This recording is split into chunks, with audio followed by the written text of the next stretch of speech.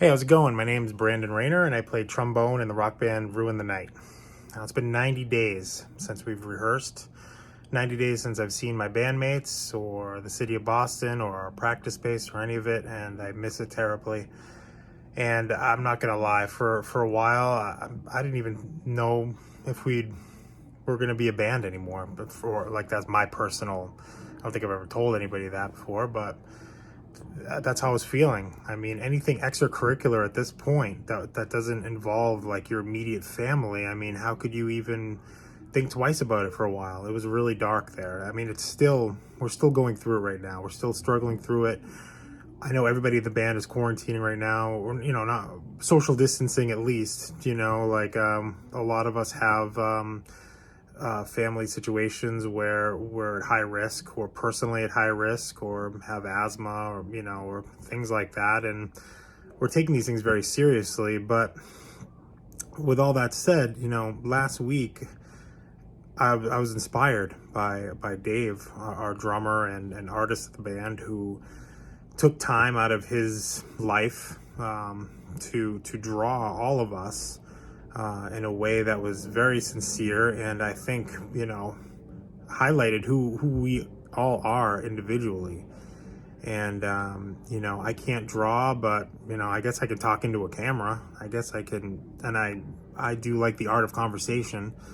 So I'm gonna try to use that skill for the band, and do like kind of like a weekly web series where the goal of the band right now for us is to have a record release show. And we haven't done the album yet. We have the songs, but I want to journal the journey from now, where we haven't practiced in months, to having a record release show, whatever that might look like in the future. How long it's going to be, not sure, but that's the goal of this. I had a conversation with Dave, and we recorded it, and we're going to share it with you. So here you go. Enjoy, and let us know what you think. And we'll see you next week. Thanks. Dave, how's it going? It's going well. Doing the same stuff I've been doing for 2 months. Have you gotten into bird watching at all? Can you tell me what bird that is in the background? Or Actually, there's a ton of birds around here. There's orioles, cardinals. Seen a bunch of blue jays. The one bird that I worry the most about, though, is there's actually a hawk's nest around here, and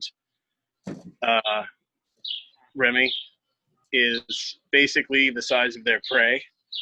And so it's like whenever we're outside with them, I scan to see if they're out, because when they're out, they're super visible. The wingspans are like 5 feet wide. right. They're huge birds, and basically he is the size of a rat. For the city, I'm really surprised at like how diverse the bird population is. It's pretty cool. Has it changed in the during the like, because there's less traffic and stuff? I've heard that, like with It it seems that I see a lot more yeah, than I have before out here on the porch. no deer running down the street though or anything. That would be funny. But no. So we're here talking to talk about music, about Ruin the Night, about Yep. getting back, and essentially, to me, I think the last piece of this is playing like a record release show, or whatever that might look like down the line. I think that's the shared goal of the band at this time. Wouldn't you say? Oh yeah, just getting back to playing again is I'm dying for it. That's the hardest element of being in a band, is getting in sync with with the drummer, and the drummer get it, and vice versa. So it. We need the time to lock in. You know, have you ever got, how long has it been since you've played the drums, and when was the last time you went this long without playing them? almost 2.5 months or close to 3 months since I've played. And the last time I did that is about 2010 or 11, and I went for about a year without playing, and then I just it made me kind of crazy. Like I needed to get back to playing just to it's an outlet that and most all musicians will agree that once you start playing, you'll never stop, even if you're not in a band or anything like that. It's something it's something that becomes something necessary to do. What was the hardest thing for you to get back, like once you started again, would you say? Breathing, especially because I sing, like playing and singing, it wins. You can get winded pretty easy. It just gas you out. So it's just like any kind of muscle that if you let it atrophy, it's not going to be as strong when you try to use it again. It'll come back pretty quick. And I think the biggest thing is that getting winded. And I'm sure that you do. It's the same with horns, like especially like knowing where your cycle of breath is and when you're going from note to note, like transitionally. That's got to be equally as difficult. And that was a hard part about getting back to playing trombone, which I hadn't played in a long time. I started playing with this band again. I'm in New Hampshire. You're in Boston, so it's different, a little different. But I just heard our governor speak and talk about, all these things are starting to open back up again. They're talking about restaurants now. So it looks like there's a little bit of light at the end of the tunnel almost. How do you feel right now in terms of coronavirus, and how is it in Boston? It's hard to say. We're supposed to hear tomorrow on whether they're going to go forward with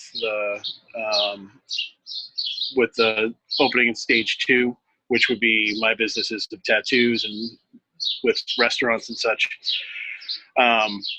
It's tough to say because we're seeing numbers now from Memorial Day where it got warm and people forgot that we're in the middle of a pandemic.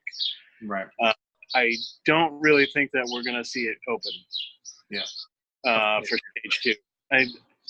I'll say that I think that the protests are absolutely necessary for what's happening right now. Personally, if there wasn't a pandemic, I would have been there. The issue with me is that I'm diabetic, so I'm actually at a high risk for, if I catch coronavirus, to have it really potentially kill me. One good thing is that being a tattooer, I am very conscious of cross-contamination and sterile practices with bloodborne pathogens and including, just like transmission of illness. So that's been something that's been in my favor because it allows me to be safe and the people around me safe. And it's funny, right? Because you play shows where you're hearing the same mics, things that you wouldn't even, you don't really think twice about before. And now I started using my own mic about 12 years ago when I was starting to get into tattooing, just because thinking that of germ transmission. And I'm like, I'm not going to use anybody else's stuff. So it's like and it's great because it's yours, and you don't feel bad about getting into it. You don't have to worry about the other person. It's all just yours. Right. You're not going to get sick, and you're not going to get anybody else sick. So. Right. Do you know anything about studios in Boston? Are there any that are up and running at this point? Yeah. There's a couple places that, and again, what's interesting is that all the parties who are doing it involved know each other well. If the engineer in the studio doesn't know everyone in the band, I can see it being a little cautious and tense, because recording in general is your distance in an ISO booth or your distance in a live room, and really the only confined space be the control room. And most control rooms in any decent facility are large enough that you can be 6 feet apart at least. Right. Where we practice is also open now. That's I don't know if it ever actually closed, but from what I know it's definitely open now. It did. They made it so only staff key card could go in so they could clean. If you think about it this way too, there's a huge student population in Boston, and a lot of the times, a lot of the younger bands are all just kids in school. Yeah. Those schools are gone. The students are gone. They're not here, and they're not sure. The universities are still not sure if there's going to be any people in class and not online for the fall semester. Hopefully, we can use the fact that everybody's gone to our advantage for now to try to record an album and get ready for an album, and then Yeah. see what happens as after that, and see what's available for where to play, outdoor, whether it be outdoors or, because that'll be the first thing coming back. Listen, everybody's gonna want to get together again, and everyone's gonna want entertainment, and that's what we provide. So I'm excited about it. I just want to be on the front wave of it, but at the same time be respectful to the causes and what's going on with coronavirus. So Yeah, absolutely. I absolutely agree with that.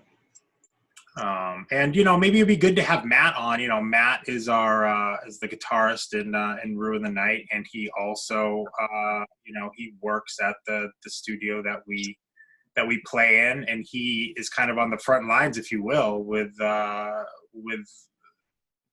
working there, making sure everything's safe for people, for for tenants or whoever wants to be in there. So maybe it'd be good to get his take on what they're doing exactly to combat it. So I mean, personally, going back in and rehearsing, it kind of links back to what I was saying before about just knowing who you're with. It's all of our own accountability, and we've all been very, very vigilant about our like just keeping ourselves safe and healthy. That I don't have a concern, I'd say, as much with everybody involved. I mean, I think for other bands, it's important to identify if there's someone that you might not be able to trust the way that they live their life, and it's all of us are we're adults that care about being healthy and not necessarily haphazardly going through shit. So I mean, I think as we were saying before in another meeting, like giving it 2 to 3 weeks just to have it on a timeline, and then going in, I think isn't a terrible idea. I mean, that's kind of the state of the union right now. I'm laid off, whatever you want to call it. I don't even know what to call it. Mm-hmm. I don't have a source of income. Yeah. And I think we're just, for months we've been kind of told to, this is stay at home. Home is where we as a society can get better. So I think we've been kind of following that, and I don't know. We'll get back to it, I think, soon, hopefully. So we said like 3 weeks a month. July seems to be a good, the beginning of July, end of June seems to be where we might see some momentum forward with the band and with us as musicians. So I'm excited for that. You came up with an album cover. You drew all of us. We put it up on the website. It's up. We put it up on the Facebook. You did almost like a face collage of all of us in the band. You united all of our faces, and it was really like touching to see. Like, I don't know. I was really moved by it, and you've inspired me to get back to thinking about the band again. So thanks, Dave. That's awesome. No, that's I'm super happy about that. I mean, it was something that, I mean, it took me like a good 3 or 4 weeks to really fine tune it. Yeah. It wasn't necessarily very easy because, just trying to make everybody's definitely everybody in there. Right. And sometimes things can get lost with drawing.